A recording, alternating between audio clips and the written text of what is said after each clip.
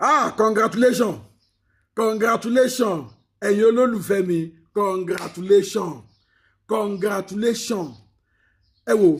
ẹ̀yin olólùfẹ́ mi, bí ẹ bá gun ẹṣin nínú mi bí mo ṣe ń bá yín sọ̀rọ̀ yìí, tẹ́ ẹ bá gun ẹṣin nínú mi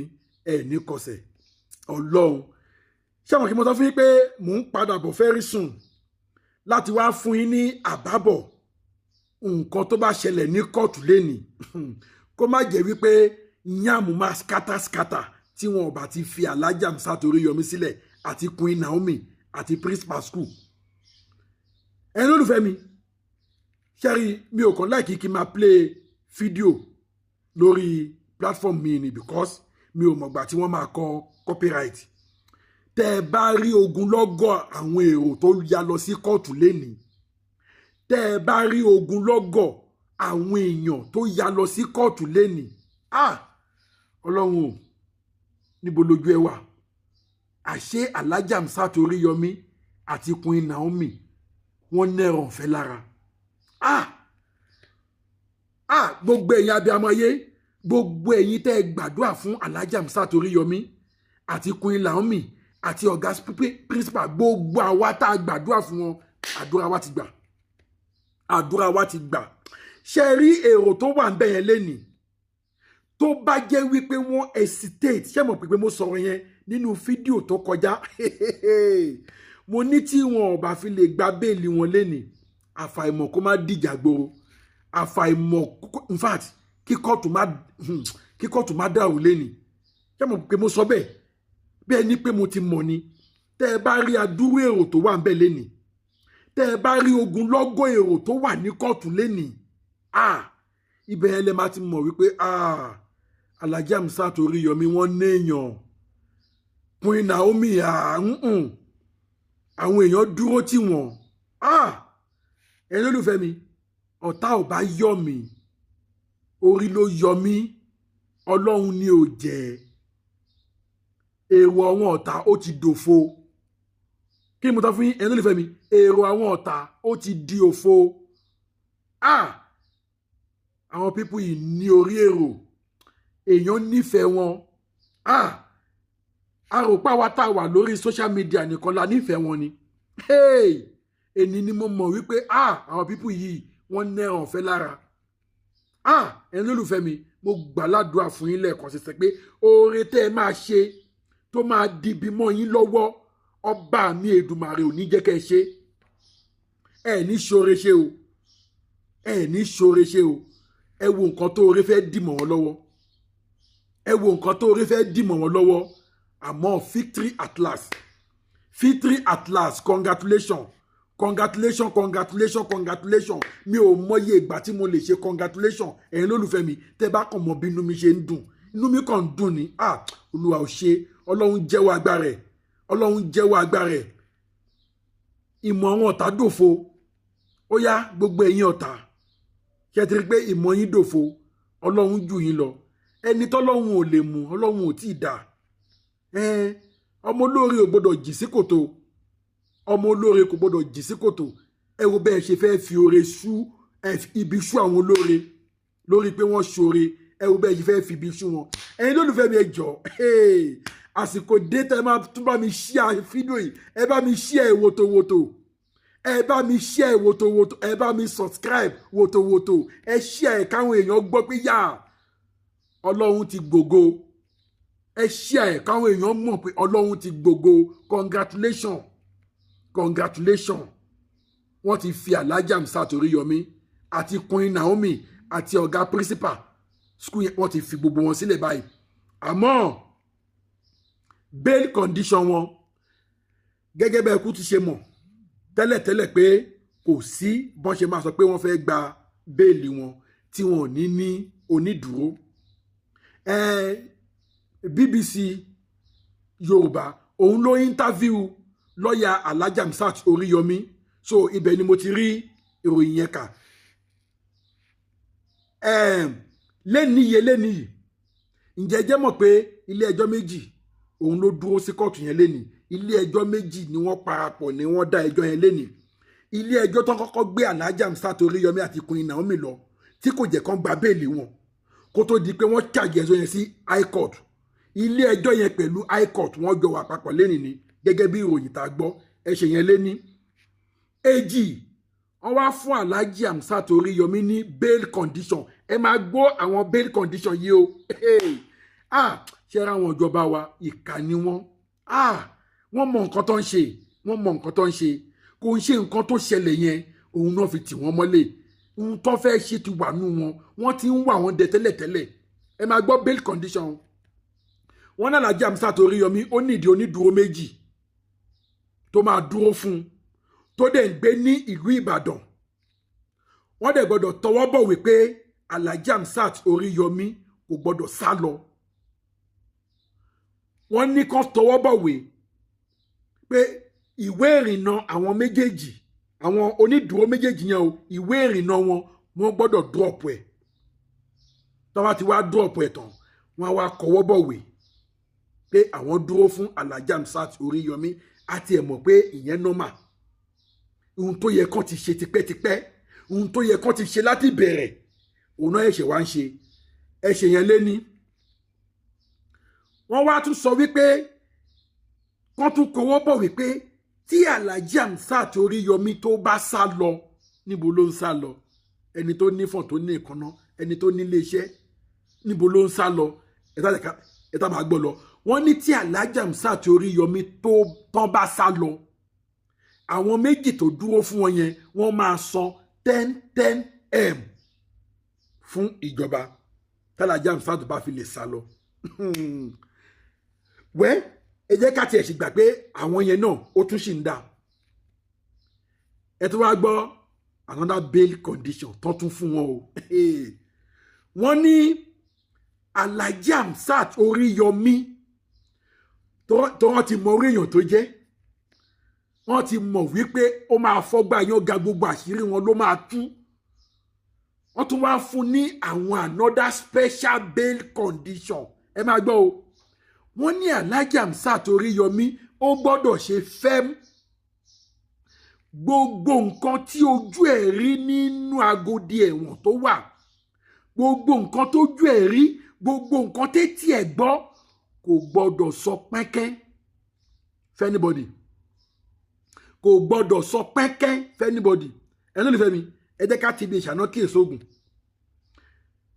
àwọn àgbàbọ̀ wọ́n ní tí wọ́n bá ṣe rere ara kì yóò ya ọbí tó bá jẹ́ pé ọ̀nà tó fi gbá arrest wọn ọ̀nà tó tọ́ ni tó bá jẹ́ pé nǹkan tó ju wọ́n rí nínú sẹ́ẹ̀lì bẹ́ẹ̀ nǹkan tó dáa ni ṣé ìjọba máa sọ pé wọn ò gbọ́dọ̀ dùn fẹ́m ẹ ti rí i pé there is something behind it wọn ò fẹ́ kí Alhaji Hamzat Oríyọmí kó tú àṣírí wọn síta ṣé ẹ ti rí i pé something behind it ẹ̀yin lólùfẹ́ mi ẹ jọ̀ọ́ mo tún bẹ̀ yín lẹ́ẹ̀kan sí ẹ bá mi share fídíò yìí kó rìn ẹ jẹ́ kí gbogbo ọmọ Nàìjà kó mọ nǹkan tó ṣẹlẹ̀ ní kóòtù lẹ́nìí ẹ bá mi share kẹ́ẹ̀dẹ̀ bá mi subscribe wotowoto ẹ bá mi subscribe gbogbo ẹ̀yin tẹ́ ẹ subscribe mo dúpẹ́ lọ́wọ́ yín in fact gbogbo ẹ̀yin tẹ́ ẹ subscribe pátápátá ìròyìn ayọ̀ lẹ máa gbọ́ ìròyìn ìbànújẹ́ kò ní yà lọ́dẹ̀dẹ̀ yín lágbára Èdùmàrè ẹ bá mi subscribe wotowoto wọ́n ní Alhaji Hamzat Oríyọmí ò gbọ́dọ̀ dùn fẹ́m kò gbọ́dọ̀ sọ nǹkan tó jú ẹ̀ rí nínú àgọ́dì lẹ́wọ̀n bẹ́ẹ̀ ẹ̀sìn yẹn lé ní second bail condition again wọ́n wá ní tó o bá jáde tán o àwọn ò ní kó o má rànnù radio station ẹ o but tí àwọn bá gbọ́ pé o sọ ọ̀rọ̀ prógrámù yìí ọ̀rọ̀ nǹkan tó ṣẹlẹ̀ yìí ọ̀rọ̀ stampede tó ṣẹlẹ̀ yìí ọ̀rọ̀ bọ́n ṣe tiẹ̀ mọ́lẹ̀ yìí tó o bá fi lè sọ lórí prógrámù ẹ kí gbogbo ìgbẹ́jọ́ yìí kó tó dópin bóyá ọdún kan náà máa fi ṣe ni o bóyá ọdún méjì ni o bóyá ọdún mẹ́ta ni o kó tó di wípé àwọn parí ìgbẹ́jọ́ yìí tó o bá fi lè sọ lórí rédíò ẹ pẹ́rẹ́ kélégbé ẹ wọ́n bá tún ní kí àwọn onídùúró wọn méjèèjì káwọn náà tún tọwọ́ bọ̀wé pé Alhaji Hamzat kò ní sọ pẹ́kẹ́ tó bá ti jáde kò dẹ̀ ní sọ nǹkan tójú ẹ̀ rí nínú ẹ̀wọ̀n tó bá ti jáde wọ́n tún ní káwọn onídùúró wọn tún sáyìn sílẹ̀ ẹ̀yin lólùfẹ́ mi ṣé ẹ ti rí wípé nǹkan kì í ṣẹ̀ṣẹ̀ ràgò ṣé ẹ ti rí pé ọ̀nà tó ń gbà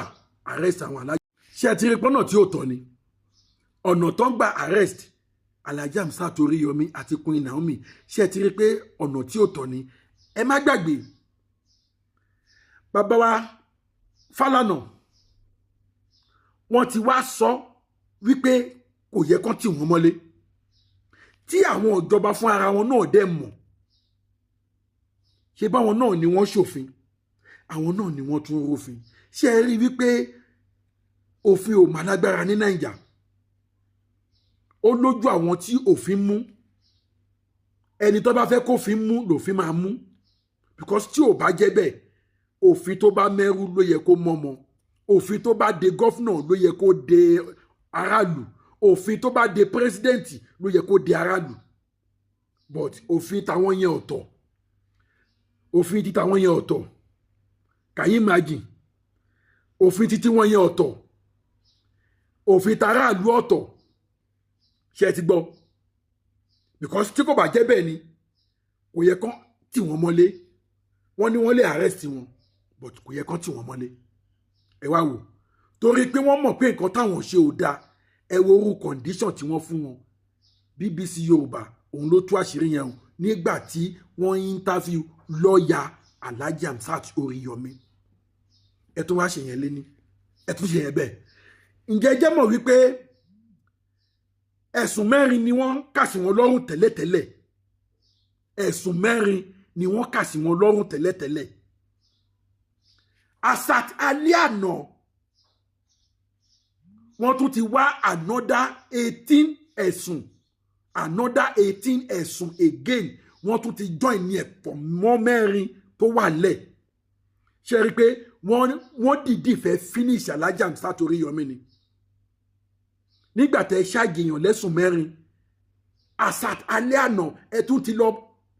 hun another ẹ ti plan ẹ ti hun ẹ ti pile it together another 18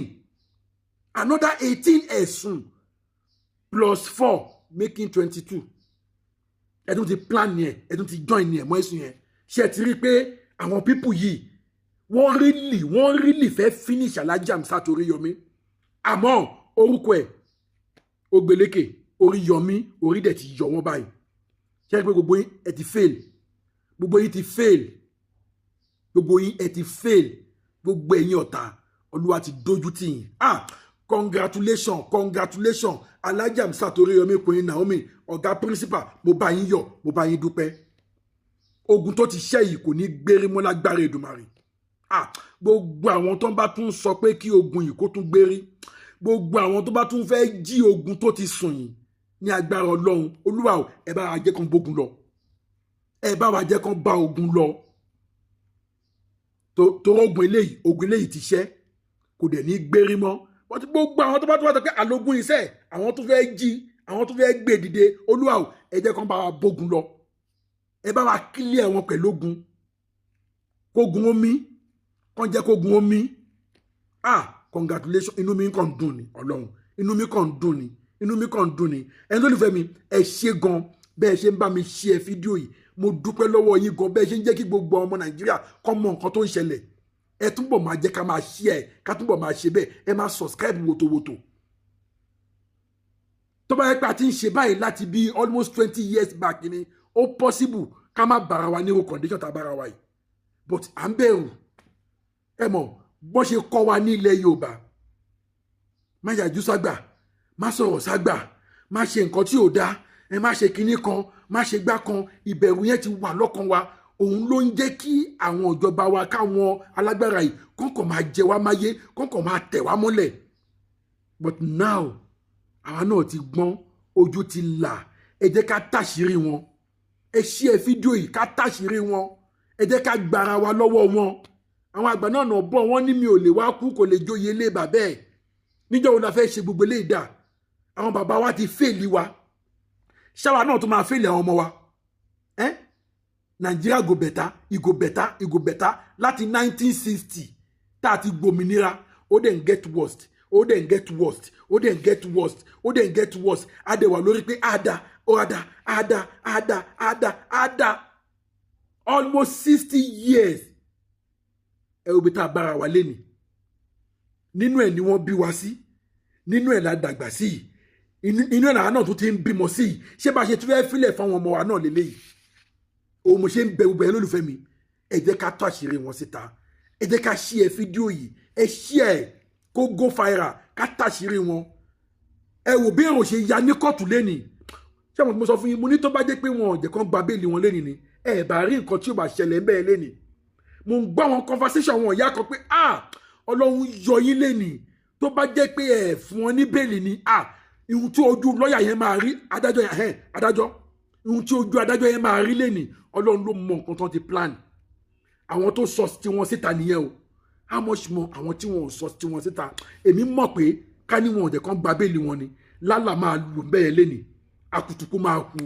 àfàìmọ̀ kó jẹ́ pé nǹkan tíjọba ò fẹ́ èní ló máa wá ṣẹlẹ̀ bọ̀tọ̀ ọlọ́run bá wọn ṣe ọmọ ọ̀dọ̀ wọn ó fọgbọ́n ṣe ọmọ ọ̀dọ̀ wọn ó fọgbọ́n ṣe mo rò pé àwọn náà ti rí crowd tó wà níbẹ̀ wọ́n ti pé táwọn pípù yóò bá jáde lẹ́nìí ó ṣeé ṣe kí kóòtù yìí jóná lẹ́nìí kí wàhálà ṣẹlẹ̀ lẹ́nìí tí wàhálà bá dẹ̀ fi lè ṣẹlẹ̀ bẹ́ẹ̀ yẹn gbáhùn gbogbo àwọn ìlú tó kù máa gbà ní gbogbo àwọn ìlú tó kù wọ́n máa gbà ní wo ájú ti EndSARS lọ but ọlọ́run bá wọn ṣe wọ́n fi ọgbọ́n ṣe but kò dẹ̀ sígbà tí wàhálà iná òṣì ní ìṣẹ̀lẹ̀ tíjọba ọba ti fún wa ní nǹkan tá a fẹ́ kò sígbà tí wàhálà iná òṣì ní ìṣẹ̀lẹ̀ torí àníyé pariwo ẹ̀yin lólùfẹ́ mi ẹ ṣé mo dúpẹ́ lọ́wọ́ yín ẹ bá mi share fídíò yìí ẹ bá mi share fídíò yìí ẹ bá mi share kó rìn gbogbo ẹ̀yin tẹ́ ẹ ti subscribe what are you waiting for ẹ subscribe kí gbogbo àjọ máa jẹ̀gbádùn ètò yìí lọ gbogbo àjọ máa jẹ̀gbádùn ètò yìí lọ àti kú oríire àdúrà gbogbo wa ti gbà ká máa jó ká máa yọ̀ lókù ẹ̀yin olùfẹ́ mi tí n bá tún gbọ́ any news tí n bá tún gbọ́ any good information máa tún wá mú wá fún yín àníri jù báyìí lọ lórí ọ̀rọ̀ Alhaji Hamzat Oríyọmí àti Queen Naomi àjọgà principal congratulations.